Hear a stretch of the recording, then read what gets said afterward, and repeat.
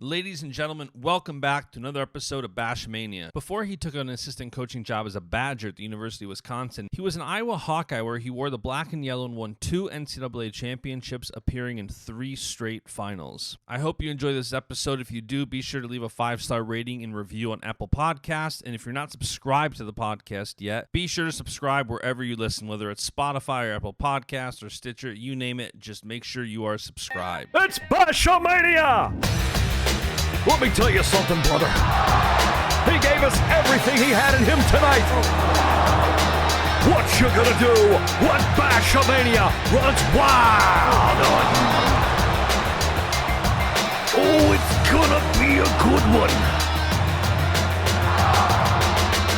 And business just picked up here on the podcast.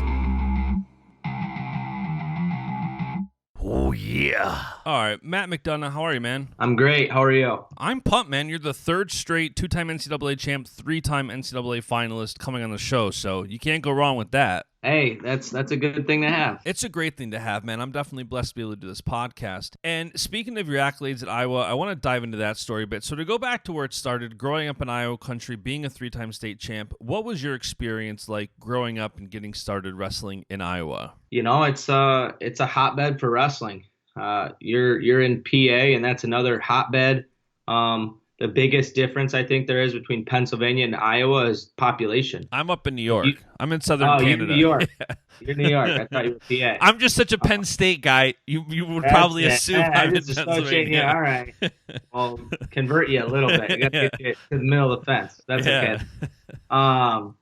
So the biggest difference between some of those hotbeds in Iowa is the population. There's not a big population in Iowa, so it feels like there's that many more people that are fanatical about wrestling and love the sport. And that's what's really unique and exciting about being around Iowa is it's almost like every person you meet is a super huge wrestling fan. Yeah. But it's great people. One of the best places I've ever, been at. Obviously, I've lived there for a long, long time, and I'm still in the Midwest. What got you started when you were wrestling? So my dad actually, he wrestled. Kind of one of those things where I tell people, and it surprises them, and I keep telling them because he wasn't ever a big name, but he started wrestling in 9th grade and walked on at Iowa in the 70s when Dan Gable was still an assistant. And he actually was part of the 75-76, the first NCAA title teams at Iowa. He was a starter in 76 when they won it. He got 3rd in the Big Ten, qualified for the NCAAs. So that I'm, as a son, I'm pretty proud to be able to say that. I would be. My dad, he walked on at Iowa and found his way into the lineup his senior year and had some success. Obviously didn't do what he wanted, but he always gave me that drive just to, and not even to be competitive, but really just to love the sport. And I attribute a lot of my connection to the sport of wrestling to him and my upbringing from that. And it's funny how small the sport is because I haven't heard the name Jay Borschel in years. And then Friday, Quentin Wright was on the podcast, and he was telling me about his relationship with Mark Perry and how Mark Perry was the basically sole reason he ended up beating Jay Borschel in the Big Ten semis his freshman year. And then when I'm kind of doing a deep dive into your career, you wrestled with him in high school, right? You were a freshman. He was a senior. Yeah. That's wild. Yeah. So that's kind of the claim to fame for Linn-Mar High School was in 2010. We had 2 out of 10 NCAA champs. And the crazy part about it is Linn-Mar High School has never got better than a 3rd place trophy as a team at the state wrestling championships. We have a great coach. Doug Stryker's been there. He was there even before Jay Borschel was in high school. He wrestled at Iowa and was an All-American. He's from Iowa. So obviously he had a really great coach, but it's never been a school where we had some powerhouse teams and we just railroaded everybody. It's just a good school. It's produced some awesome wrestlers, and that was kind of fun in 2010 having both of us from the same high school go on and win it. What do you think led to your success and his success early on when, like you said, it's not a program that produces that on the regular, right? What do you think led to the success that you guys had?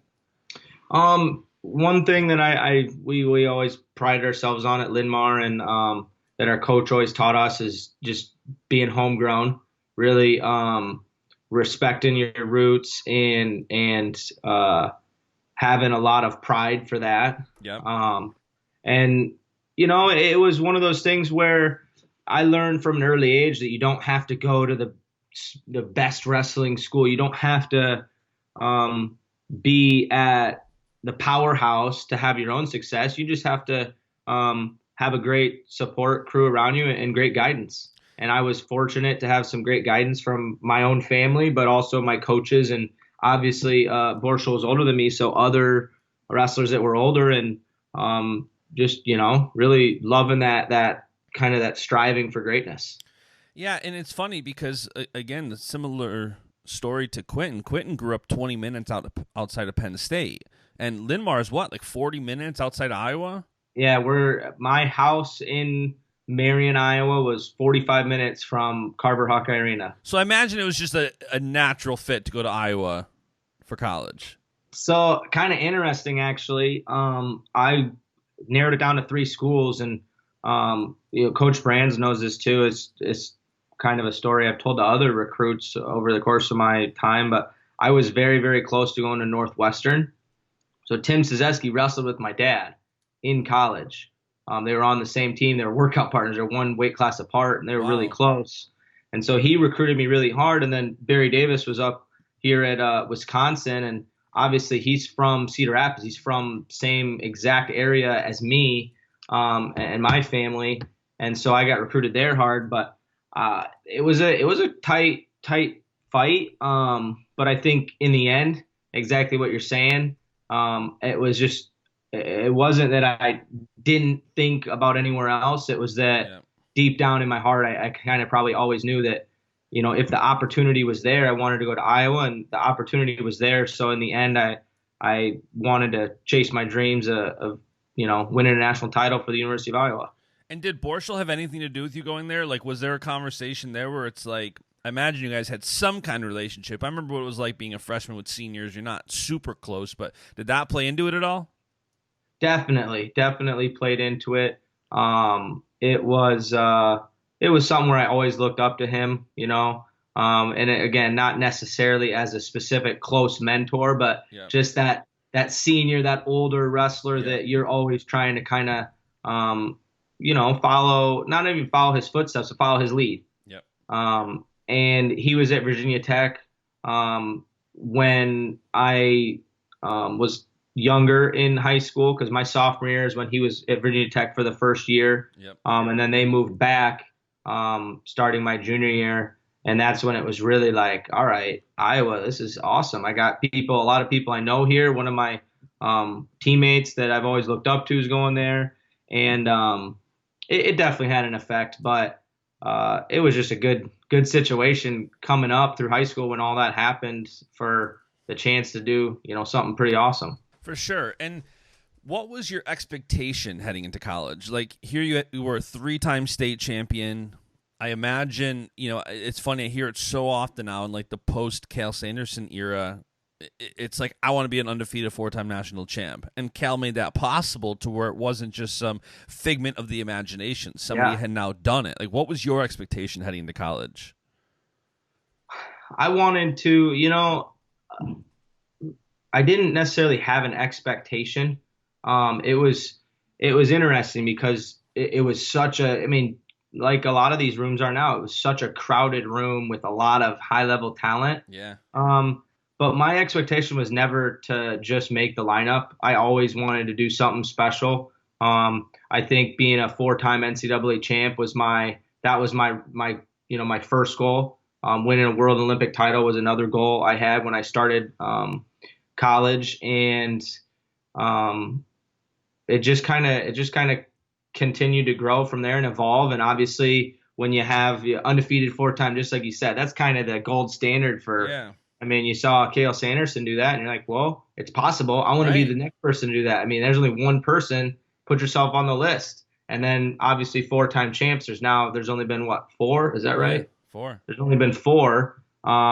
So that's another one that's huge. And I was fortunate after my freshman year that at least part of that was still alive. And then in my sophomore year, I didn't win, but came back and did it my junior year. So that was a big expectation, but you try to keep things in perspective and not get too far ahead. Yep. And that's where if you have great coaches, they keep you focused on the immediate future. And that, every time you reach an immediate milestone, then you can push that into the next one. Totally. And you mentioned the NCAA final matches, and I want to talk about that a little bit. I know that when you were competing, I was just starting to really follow wrestling. Like, now I'm a cult follower, right? I'm watching European championships and stuff. But after Cale took the job at Penn State and moved there, I started going down there and hanging around the Penn State room.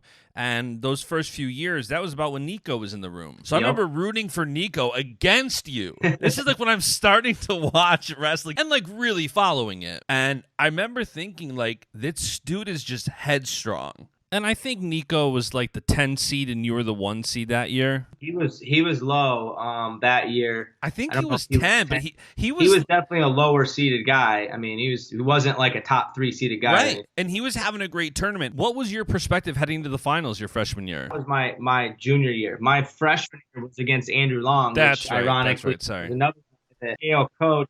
Cale wasn't in the corner for that. That was Kevin Jackson was the head coach then. But that was another guy that Cale had coached. So my freshman year with Long, I remember specifically, you've beat the guy 3 times, but everyone's been tough, and everyone's saying it's hard to maintain that many close matches and win every one. And I was like, there's no way I'm winning the first 3 and losing this one in my mind. Right. But there's no like sure thing. So it's just focus on what you can and don't let him score anything. Be smart. I think, one thing I look back on is people don't make big adjustments. They definitely make adjustments in finals matches. They're just a little more tactical. And that's something that you see, some of the greatest, they're able to do what others aren't. And that's wrestle wide open in a finals match. And I'll be the first to admit it. I didn't wrestle wide open in any of my finals match. I was just trying to get the win, fight, score points. And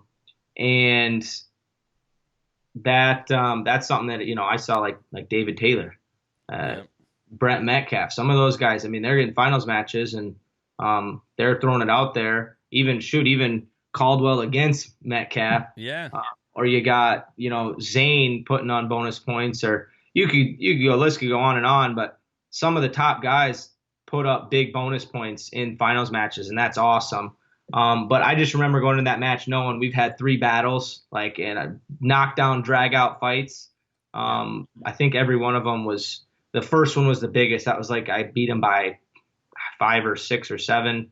And then the other 2 after that were overtime and a 1-point match. So I knew it was going to be a battle going into that one. And, came out ahead. And then my sophomore year, obviously that was a very interesting year. We can talk about that a little more later, but that obviously I lost that one too. What was your perspective going into that match? It was hard because in your heart, like, I want to win. And for those listening, if there's anybody like a casual fan who doesn't know, he wrestled Anthony Robles. I think that's how you say his name. Robles, yep. His sophomore year, who has an insane story. He is an NCAA champion and he has 1 leg.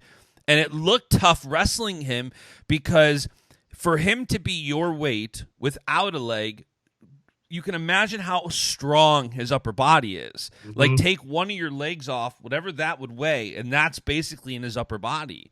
And what was your thought going into that match? Or what was your perspective? It was, and this is where I say it was difficult because you are essentially the villain in the Cinderella story. Yeah. And that's not how I looked at it. I tried to look at it like, which, by the way, for Iowa is status quo. Yeah, right. So actually, think about that. It's kind of like double whammy, right? But I didn't look at it that way. But I tried not to. But that's the country already. You're an Iowa guy, so you got a little extra piece of the country. Like, we don't need to see another Iowa guy win. But then you got even the people who don't care about Iowa are seeing, well, shoot, we got a one-legged guy. We want to see. That's history. Yeah. And hats off to Robles. I mean, he wrestled a great match, and it's one of those things where it definitely, I think, was to his benefit that I had never felt that before. And, that's that just is what it is. I would have loved to have wrestled him before that. I think that would have given me a lot more ammunition being prepared for that match. But, you have a lot of people state their opinion on that, and it comes down to the fact that he wasn't, and I talked to him about this, he wasn't at an advantage or a disadvantage. Just like everybody else. And that's what's beautiful about the sport of wrestling. It's amazing. It doesn't matter who you are, what your body type is. If you're able to make your style, your body, your physical self to the absolute best you can make it, there is nothing holding you back. And I've had a lot of people who are, strong supporters of mine, or people not even close to me, but just, fans who are like, oh, that's so unfair. It's just the way he gets to wrestle. And I'm like, seriously, come on. The man has one leg, right? He made weight just like me. He's not at an advantage or a disadvantage. He's just another guy I got to beat. Yep. And he has a very unique style that he made work for him. And I'll tell you what, I still wish I could go back and wrestle that match and win.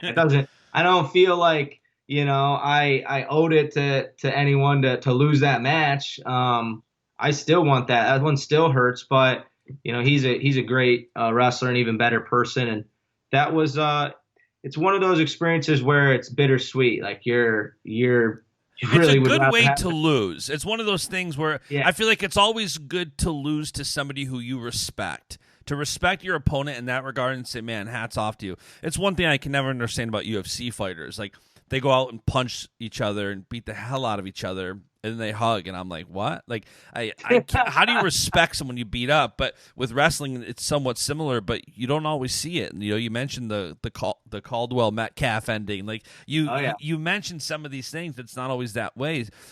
After you lose that match, you obviously, I don't care how happy you are for him, you still wanted that championship. What did that do for your hunger heading into that next year against Nico? Oh, it was huge. I don't want to say it reignited my hunger, but it just put me right back in that category of I'm chasing it down. I'm not protecting anything. And I don't think my sophomore year was all about that, but there's a little sense of that when it's hard to win back to back. Yeah. I mean, even several people, many people, probably, I don't know if I would love to find the numbers, but there may be more people who win multiples not back to back than back to back. I don't know. Yeah. But there's a significant number of people who struggle to win them back to back because it's hard. I mean, it's hard when you are. Gabe Dean just told me that last week in the podcast. He told me when he wrestled Bo, and granted, he won back-to-back sophomore and junior, but then trying to go back-to-back or 3 in a row with junior, senior, he just said, I wasn't myself. I wasn't, happy. I wasn't hungry. And he goes into a great story about how he kind of felt lost, but to that point, it's tough. And Burroughs tells me that all the time. Man, it's tough to be the top dog. It's sometimes easier to be in the hunt than to be the hunted. For sure. And that takes me back to what my dad always used to tell me. And it probably comes from a Gable philosophy. But, hey, if you won it this year, you got to be 3 times as good to win it next year. That's what I always remember hearing. And I'll still tell kids that because everybody else is going to get twice as good to try to beat you. So you want to stay ahead. You got to get 3 times better than you are right now by next year, that finals. And I think about that. I'm like, man, that's a tall task. But looking back, it is absolutely true. You can't just keep doing the same work and, status quo. You have to ramp it up even more. And I mean, that's why it's that much more amazing what some of these international guys like Jordan Burroughs, I think people, especially because he's older now and there's other studs out there. Kyle Dake is a stud and there's kind of that little bit of heatedness right now. But when we all look back, I mean, it's unbelievable what Jordan Burroughs is doing. And that's why it's that much more insane what Bruce Baumgartner did. And he often gets overlooked when you talk about the greats. I mean, to be at an elite level for that long and be on the top or near the top of the podium for that long is hard to do in this sport. I mean, it is physically demanding, but it is just as mentally demanding because it is an individual sport, and it is you against one other human, and it's a combat sport. You're trying to control them. But going back, trying to stay a little bit on course, going back to the NCAAs, after that, it was just like, the fire got reignited. You are super upset and you wanted to win. But maybe after the fact, you look back and you think, like, you really do self-reflection. Did I really want to win bad enough? Because if I wanted to win bad enough, I know I could have done it. And whether it's true or not, it just sparks that drive to, all right, I'm 100% focused on one thing and one thing only, and that's winning it all. And I imagine, too, that, one of my thoughts is, how did you not burn out, right? If you're 4-time state place winner in high school, 3-time state champ, you're having an incredible career in college, how did you not burn out? Is it because you have defeats that kind of reignite that hunger, or what is it that kind of prevents that burnout from taking place? I think it's a balance.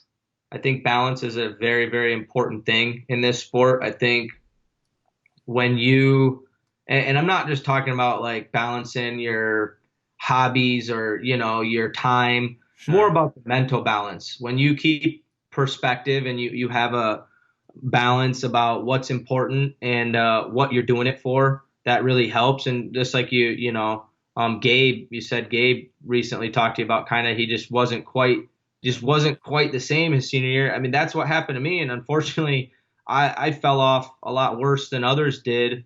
And I have to live with that. And now I don't want to say I'm okay with it, but now I accept it a lot more than I maybe did right after college. I had some injuries. I had some things that were affecting me. But there was a very big, significant mental factor in my senior year of just not being myself. And you lose that balance of, what am I doing it for? When you're suffering through weight cutting and you also have injury and you let yourself focus on all the bad and all the struggle, you're beating yourself. And a lot of wrestlers do that who have success when they're really young. And this is why I'm so passionate about youth wrestling, it's that much harder when you're so good for your whole career to maintain that than a steady build up to your collegiate and international. And a perfect example is comparing people like David Taylor to Jordan Burroughs. David Taylor's he's around the same age as me. If you look at that guy's accolades from the day he stepped foot on the mat first till now, I mean, he has reached milestone after milestone after milestone. It is very hard to do that, and that's hats off to him. And then you look at Jordan Burroughs, and I think he was maybe a one-time state champ in high school. One-time state champ in New Jersey. New Jersey's a tough state, but still. I had just told maybe was it Gabe Dean I was telling somebody? I think it's Gabe Dean, Chris Pendleton, and Jordan Burroughs are three of the guys that have been on the podcast that have more NCAA championships than state titles. It's wild. And you see, look at that. And how many people can you name that were killers from the day they started all the way through? So there's a lot of drop off because it's a very demanding sport. All the pressure is on you. Everything is on you. It's individual. So having that balance and being able to be in the right mental state from a young age, building up, really makes it gives you more chance of success. I'm not saying you can't be successful, but that's something that is factored into, I think, every wrestler. So that burnout is very prevalent, and avoiding that is just as hard as chasing your goals. You just have to focus on what's right and always know that suffering you're doing now will be worth it later. I always remember used to tell myself in college, suffer now, reward later. That's what I always used to tell myself. And shoot, even today, sometimes I have to think about that in different regards of life because we want instant gratification. We want that feel good right now rather than seeing our discipline through and having an even better reward maybe months or years later. And the older you get, the more it turns into years instead of weeks or months. Like when you're making big time grown up life decisions, you're thinking about like 3-4 years down the road, and that's hard to Yeah. do. My That's a long pastor, way to go. my pastor years ago said, "You got to be careful in this world because good things will keep us from great things." And I love that because there's so many things that, especially on the short term, look good. But like you said, making the decision for 3-4 years down the road, Yeah. those are the great things, and it's hard to do that. It's hard to keep a proper perspective. And one more thing I want to talk about real quick. I want to talk about your injury your senior year and your mindset after that. But also, didn't you cut down from like 41 to 25 your freshman year? So I thought I was going to be a 41 pounder when I was a red shirt. I was Yeah. I was a 33 pounder, and I was tall, lanky, very, very lean. You know, you would kind of figure I'm going to get into a college weight room. I'm going to bulk up to 41. I've always been a good sweater and lost a lot of weight in workouts. And through my whole freshman year, I was wrestling at 133, and I'd weigh out of practice at 33 or below almost every day without like doing. I You mean, can't just doing bulk up when your mindset is run a marathon for fun like you did yesterday. Yeah, I'm trying to think of new and exciting ways to punish myself these days, and that was one of them. So your senior year now, you are, two-time national champ, three-time finalist. You have obviously the skill, the talent, the mindset to be a three-time NCAA champ, four-time finalist, and you suffer an injury. Tell me a little bit about the injury and tell me a little bit about your mindset after that happened. So I don't know if it was like one of those acute injuries or a wear and tear injury, but Yeah. I had a labral tear. There's plenty of college wrestlers. I mean, I've talked to my trainers.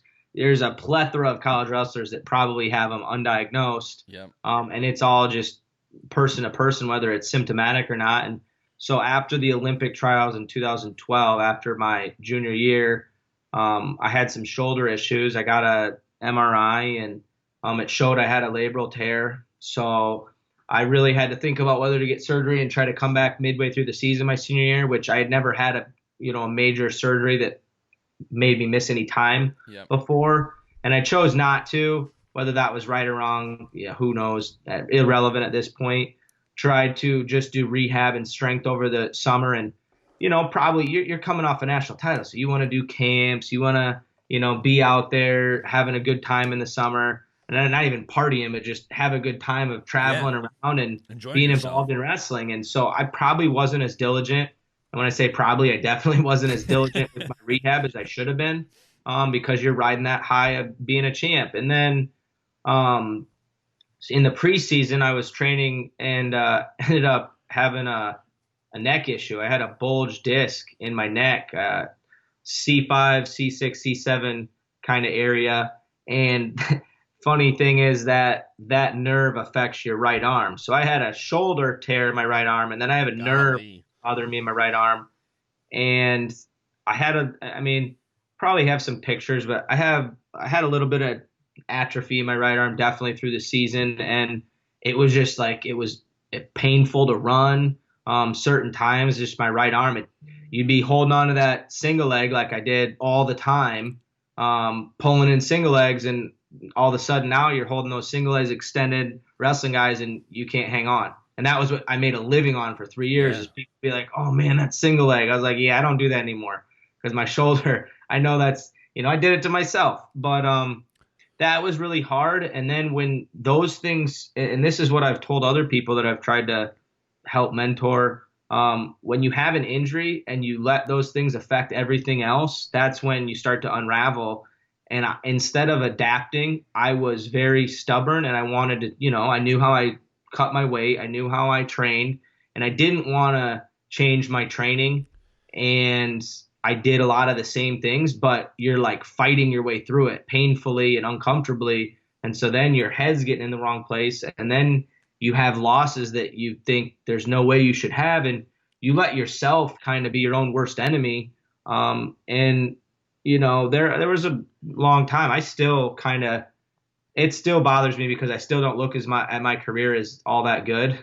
When I understand that, but which is wild to like a person like me who, Gabe Dean told me a great story last week about I think a kid in his hometown who has leukemia, I think it was, and he said like him and his dad were talking about like, man, what this kid would do just to lose that match you're going out to try to win, like just for that opportunity to compete. But I get it when you have that expectation, and I feel like that's happened a number of times. Like Mark Perry told me a similar story. All he wanted to do was win an NCAA championship. He did not care what it was doing to his body when the doctor's like, don't wrestle at NCAAs.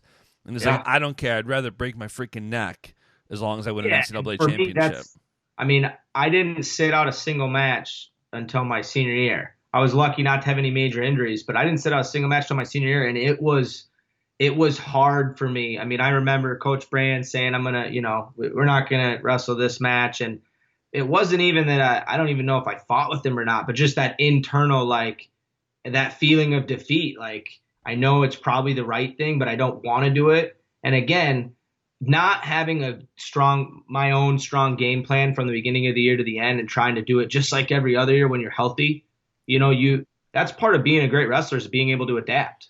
Look at what Yanni did. And you said Mark Perry, look at what he did. I can name several others. Yeah. Corey Clark. I was lucky enough to be at Iowa when Corey Clark was a senior, and he had very similar injury that I did, and he did a great job of following the coach's lead and being diligent about how he trained and competed. And look at what happened in the end of the year. He went through the NCAAs, and if you look at who he beat, he may not have had any high-scoring, crazy, wild matches, but that dude beat every good person in the bracket. I believe he beat the Iowa State, who was an All-American, who was a 33-pounder from Iowa State. Anyways, he was a 33-pounder, but he beat him. He beat Micic. He beat Gross. He might have even wrestled Cade Brock or one other. Or no, Tomasillo. He beat Tomasillo, Micic, and Gross in the same tournament. That's right. That's 3 of 5 wins. That's pretty good for a guy with a torn shoulder. Yeah. So you see people do that, and that's the mentality you have to have. And that's the mentality I had. Just the way I went about it was wrong. But it was like, you're not going to get me to throw in the towel. Yeah. And I think having those, those injury seasons, whatever you call it, those 6 years, injury waivers are good, because wrestlers are the type of people who will break their bodies to compete if you don't give them an opportunity. And having that ability and becoming more and more prevalent is very, very helpful to keeping guys healthy. I can't remember, when did your injury actually take you out? Was it at NCAAs? So I wrestled every match. I lost in the quarters to Nashawn Garrett in overtime. This was actually why I really beat myself up about, because even if I didn't win it that year with an injury, there's no question I should have been an All-American. I lost in the quarters to Nashawn Garrett, who I had beaten earlier in the year. I lost to him in overtime. He rode me out for the entire third period. All I had to do was get an escape or a takedown in overtime to beat him. And then I come back and I wrestled Trent Sprenkel, who I had pinned the year before in the NCAA tournament, and I lost to him in overtime.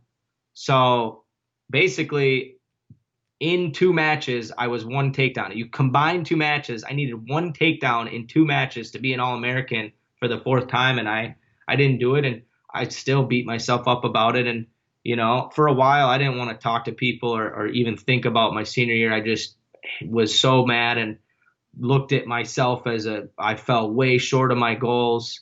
But I've been lucky to, have some perspective and time to appreciate that, you still did some pretty awesome stuff. And really now as a coach, I use it as firepower to help other guys, because I've been on both sides of the coin. I've been on that side where, man, you did not do everything perfect, but your heart was still in it, but you did not do everything perfect and you fell short and it hurts. And then I've been on the side where, you do everything right, you're focused, and you attain those goals.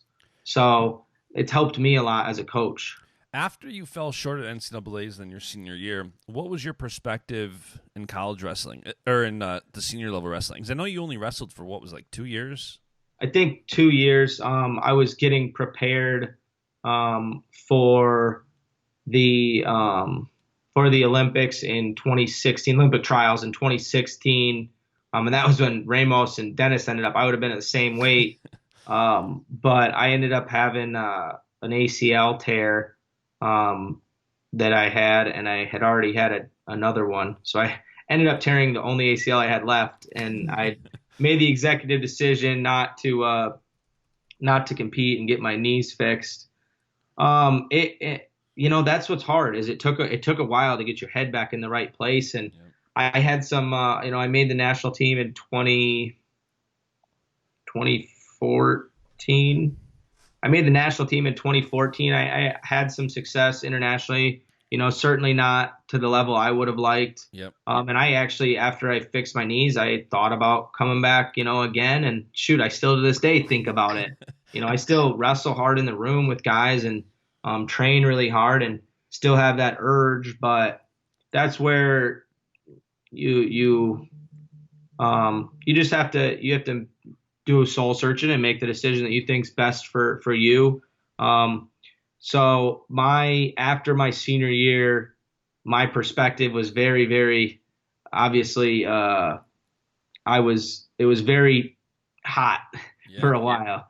I was very, I don't want to say bitter, but there was a lot of mental struggle going on, and competing again certainly helped me, at least get over that senior year. But there's things that you wish you could do over again, certainly starting with that senior year, and it's tough.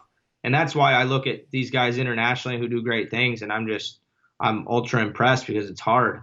And sometimes even you see guys who do great in college, and that's why guys who didn't quite reach their goals in college end up doing even better internationally, because that, like you said, there's still that insane drive to be at the top, and hats off to them. And I ask a lot of guys too. I went to a Spencerport High School, which was really good in New York State for wrestling. Spencerport, I know Spencerport. So I went to Spencerport, and there was a lot of good guys, but not too many. For being a top team in the state, and I think my freshman or sophomore year were top 20 in the country, really good school. But literally, it's a curve's like this. You start here, you have a lot of success, and comes down. Mm-hmm. And I always wonder how some of these guys, if they start later, would they have that college and senior level success? And it's always interesting because, like you said, you have the guys like David Taylor who just don't burn out and they just stay healthy. Burroughs tells me all the time, to not get injured, that's part of the game. Staying healthy, that's part of it. Trying to do what you can. That's part of being great. I've said it too many a times, that's part of being great. And that's one of those things where you can debate all day whether it's in your control or not. I mean, to an extent, it's certainly in your control, but to another extent, it's out of your control. And that's something that I have to live with, is I had injuries affected the way that my career ended. Yeah. My career started great and injuries affected it. Whether it was all my fault or just happenstance is irrelevant, but it's part of being great. It is. And that's a hats off to some of those senior level guys who have done it for this long, beat their bodies up for this long, and can maintain health. That's impressive. Yeah. So after you have this kind of shortened senior level career, which, like you said, you didn't do what you wanted, especially given what you did at the state level, at the national level. You would expect, okay, and this is what he did internationally. What was the transition like from athlete to coach, especially when you're still frustrated? It's one thing to transition from an athlete to coach, and I've yet to see many guys come on this podcast and say it was an easy transition, because whether you have stuff left in the tank or whether you have to let go of competing, what was your transition like from athlete to coach? Honestly, I was lucky. I didn't go straight to a collegiate coaching role where I'm on a staff. Yep. So I got to do a lot behind the scenes, which obviously there's that longing to be the guy in the corner and, jumping up and down at the NCAAs when people are winning. But it was very fulfilling. Looking back, it was very fulfilling, basically being an athlete coach. You're still training with guys every day, but you're trying to help them learn technique. You're trying to help them learn life skills. You're trying to help them learn the right perspective and mental edge. And I will say that it was easy for me to enjoy trying to teach others and show them wrestling and talk to them and help them learn how to essentially how to beat me. I mean, you wrestle them for a practice and maybe have some success, and then you're like, hey, you kept letting me do this. Why don't you do this technique? And then I can't do that. So work on that. And that part's a little bit difficult I mean, when you're doing it for the right reasons, it's not because you're like, well, if I'm not competing anymore? I mean, I'm going to try to beat them every time, but my ultimate goal really is that they can kick my butt, because that means that then they're going to continue to. And I know I keep bringing up Gabe Dean. It's just because the conversation is so fresh in my mind, but that's another thing he said. I think it was Gabe, where it's like, being a wrestler is so selfish. You have to be selfish and you have to take. And then when you transition to a coach, it's the ultimate selfless role. Now all you got to do is give. And honestly, one of the hardest things still is when you're actually still wrestling in workouts. Yep.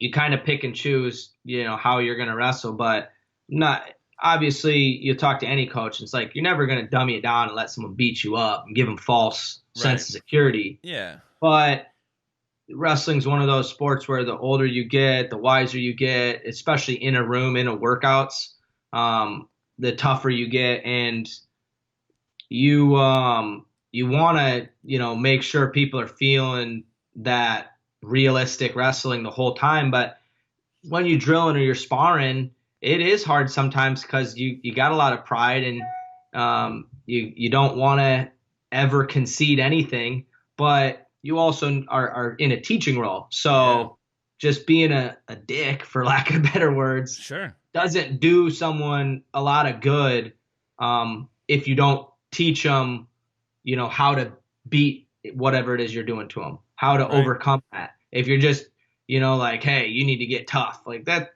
All right, high five to you. But now you're still making this person learn on their own. Yeah. You can beat them up, but after you beat them up, you got to teach them how to beat you, which is something that you have to kind of swallow your pride to do.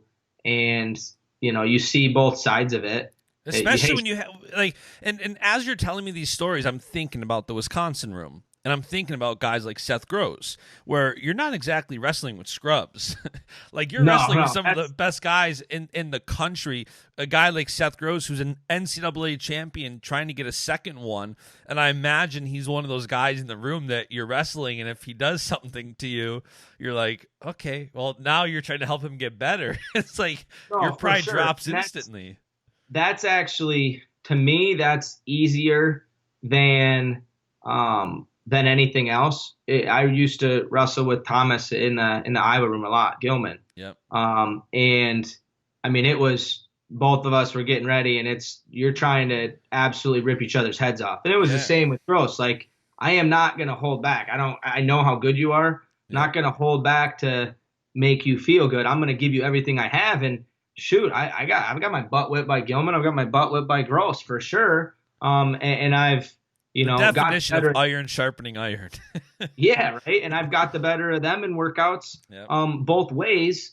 But as a coach to guys like that, you're basically trying to give them the absolute best workout they can get, which is giving them every ounce of your effort. Yeah. And then after it, you just, hey, touch on these points of like, hey, I felt this. Because at a high level wrestling, you can feel stuff. You just kind of take a mental note, and then after the workout, hey, when I'm doing this, why don't you try to adjust your position this way? I think that would help a lot in beating me in this scenario. I got you in here 2 or 3 times today. Well, this is how you don't let this happen again. Right. And that's where me and Gilman always had a lot of fun working out. That's what it would be. Is we'd try to absolutely abuse each other, and then after the workout, it'd be kind of just trying to talk about some stuff, back and forth, talk about some positions that maybe could be adjusted. Sure. And it's fun. It's really fun to put a couple heads together and try to think about how to secure certain positions without any ego or any hey, what's right or wrong, and just try to figure it out with another high level wrestler. that's really fun. But it's also awesome to try to take a guy who maybe doesn't know how good he is, but has a lot of potential, and turn him into a guy who thinks he's king of the world. Sure. That's a whole nother battle too. Yeah, I can only imagine that. And speaking of Gross, Wisconsin, I've become a huge fan. I mean, Seth Gross is my guy, and getting closer and closer with Reeder and Bono. What has it been like? Like, what led you to Wisconsin, and what has it been like being a part of that program? It's been good. It's been a good learning experience. It's in the Big Ten. It's still in the Midwest. It's had a pretty good amount of history, and I knew that Bono and Reeder are extremely hard workers, and I could learn a lot from them. Obviously you want to work for people who, are going to work at a very high level. And it's been really good learning a lot and really getting into that coaching role. That's been the biggest thing, is getting into that coaching role and learning the ins and outs of collegiate coaching, and just building relationships with Sure. 30 plus more young men. I was fortunate to be at Iowa for a long time and build a lot of relationships I still have there with athletes. And to me, that's what it's all about, is building that relationships and truly wanting the best for all these guys. Obviously on the wrestling mat, having success, but also just fulfillment out of wrestling, because for every guy that's in a lineup that's a national qualifier, All-American champ, there's twice as many guys who nobody ever hears about, and they go through the same grind. And you're trying to get guys to the top of the podium, but you don't want to forget about the guys who are behind, in the shadows. Yeah. Because this is not a sport that's very fun if you don't enjoy that toughness of it. Yeah. And you see a lot of people quit because it's like, well, if I'm not having fun, why am I punishing myself this way? Yeah. So it's ultra important from the bottom of the lineup to the very top that you try to build relationships with every single guy and make them understand that this is valuable, whether you reach the goals that you came in here with or not. And it's been really fun, from that side of it, getting to get close with everybody and build up everybody from, the top lineup: Seth Gross, Evan Wick, Trent Hilger, Tristan Moran, Cole Martin, several other of the guys I've got to work with, all the way down to the incoming new freshmen. What have you taken with you from Iowa to Wisconsin, from the standpoint of, if you had to take like your recruiting experience, your time at Iowa, like what have you brought specifically, do you think, to Wisconsin from that Iowa experience? I think the biggest thing that I've taken is trying to teach guys how to enjoy the process of becoming great.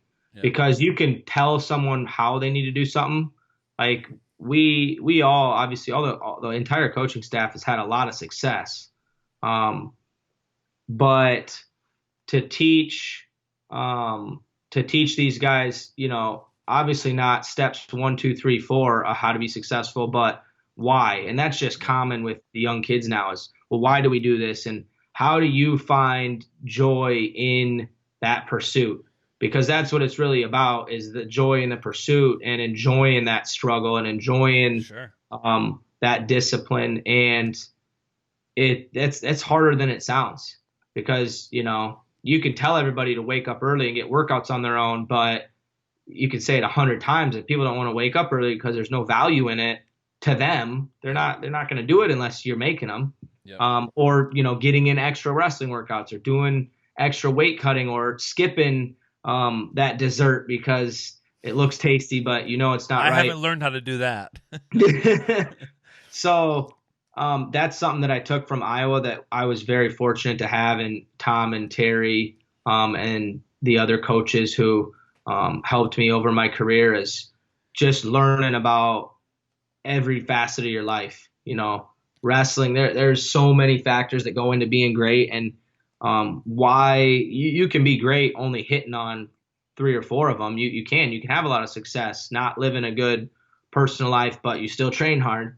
But why not do everything right? And then it's that much more satisfying when you win. And even if you don't win, you're satisfied because you know you did everything you could. So you don't have that question in your heart of, man, did I do it right or not? It's just, hey, I fell short. I mean, that's simple fact. And I gotta imagine that you're still evolving on the coaching side. Like, you're dealing with things that are new. You can preach as much as you want about being an athlete because you've been at the pinnacle. You've been state champ, NCAA champ. You've had that success.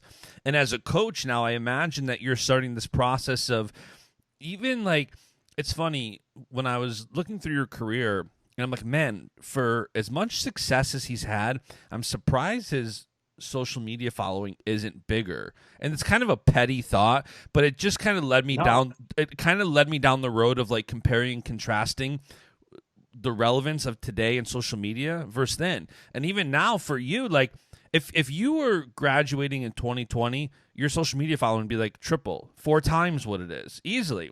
And that's something now with the younger kids coming in, you didn't have to deal with that when you were being recruited. It's a different world now. That's something that definitely was not even kind of on my mind when I started college. And now your recruits are. I've probably spent more time on social media in the past year than I have over 5 years before that combined. Right. Just on either paying attention to it or posting. I mean, it's one of those things where you adapt or you don't. You know, what do you want to do? Do you want to be successful or not? You adapt. And again, balance is still key. You don't want to only focus on social media or have that be the only thing that matters, but it's a huge, it can be a huge benefit as a coach, knowing how to work that. And obviously you see Coach Bono and Coach Reeder, they are on top of social media, and that's a huge way to get across to athletes is social media platforms. And how are you learning that? Like, how are you learning on the coaching side, evolving? Like, when you were an athlete to get better and better, you had all these coaches helping you. Now, as a coach, how are you continuing to evolve to try to, like, if your aspirations are to be the head coach of a D1 program, how are you evolving right now as a coach or trying to continue to evolve? I think a huge thing for me over the last few years is both self-reflection, you know, figuring out where your strengths and weaknesses are, and where your passions are, like what is your strong suit, because every coach is different in where they excel. Yeah. Some coaches excel a lot at recruiting. Some excel a lot at coaching in the corner. Some excel a lot at coaching in the room. Some are great with all the administrative duties and just working on everything that deals with administrative. I mean, there's a slew of things. And figuring out where your strengths and weaknesses are, and then obviously building on your strengths and trying to figure out how to improve your weaknesses. So that's been huge. And then the biggest way for me to have learned the last few years is to do my best to listen and just take it all in. You know, when you're not a head coach or you don't have a plethora of experience at a Division I coaching level, sure. It's certainly beneficial to just listen and try to be as observant as you can of everything. Yeah. And I learned that pretty quick of, hey, there's a lot more that goes into it than just wrestling workouts and going to competitions. There's a lot more. So maybe I know a lot about that because I've been involved in it for years and years and years, but there's a lot of other things to learn. So you don't know much about that. Just try to be as quiet as you can and keep open ears and take in every piece of information and knowledge that you can. And then you don't always have to you don't have to just copycat, but you at least can take those examples from people and use them to your benefit then moving forward. And that's what I've tried to learn now in a college coaching setting is things I'm not good at or knowledgeable on, try to learn them. And the things I'm good at, try to build on them and become more and more professional, every day. Sure. And last thing here before I let you go, for any Hawkeye fans listening, do you have any great brand stories? I've heard a couple and they're all great. Do you have any to leave the audience with? I mean, I have plenty of unique ones, little ones. So it's not like a big long story.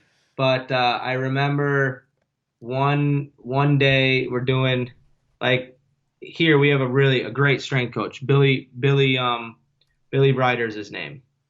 And he's an awesome strength coach. He did CrossFit for a while. He's been with the wrestling team for, I don't know, I think several years now, 4 or 5 years. And we do some nasal breathing exercises. So, you'll breathe through your nose and like ride the bike or run on the treadmill. Obviously you're doing it high enough to get where you almost feel like you're going to hyperventilate. That's the goal, is to get where you're really controlling your nasal breathing for a slew of reasons. And Sure. He could probably get into the scientific reasons behind them. But then going back to Iowa, I remember coming in for a preseason run one day, and we have what's called a long loop and a short loop. And, Brands does the normal talk and this and that, kind of preseason rah-rah. And then he's like, all right, we're going to run a short loop and, meet back in Carver. And usually we do a short loop and then we run hills, and we're like, well, that seems kind of easy. And he's like, all right, everybody ready? All right, everybody go to the drinking fountain, fill your mouth up with water. We all go fill our mouth up with water. And he's like, all right, you run the short loop. We'll see you back inside in the doors of Carver. We'll see you back inside Carver. You cannot drink or spit out any of this water. You better have it when you come back. And we're all just like, what? And so we run a short loop and with water in your mouth the whole time. And you can imagine that's not very fun or easy, but go figure. Nasal breathing exercises before maybe Coach Brands knew all about this, but I certainly didn't at the time. Before I had any knowledge of the benefits of nasal breathing, we run a short loop, nasal breathing only, and then when we get back, we're running laps inside the top of Carver Hawkeye, and you're spitting. Everybody has to spit out their water, and I was one of the faster guys, so I usually finished in the top 3 or 4. And so I'm running laps, and I'm seeing people come in, and the way they're spitting out water, you're just like, nah, dude, are you sure you followed those rules? Right. That wasn't the craziest story I could think of, but that's one that easily pops up. That's a funny funny PG, but it was funny. You find very unique ways to train at Iowa that are equally fun, but also a little crazy. You might have to come back on for like a top 10 weirdest training exercises at Iowa episode. Oh, I got plenty of them. They're fun, man. They're fun. We've had a lot of fun training and workouts there. It was a pretty awesome experience to get to go through that room and be a part of that program.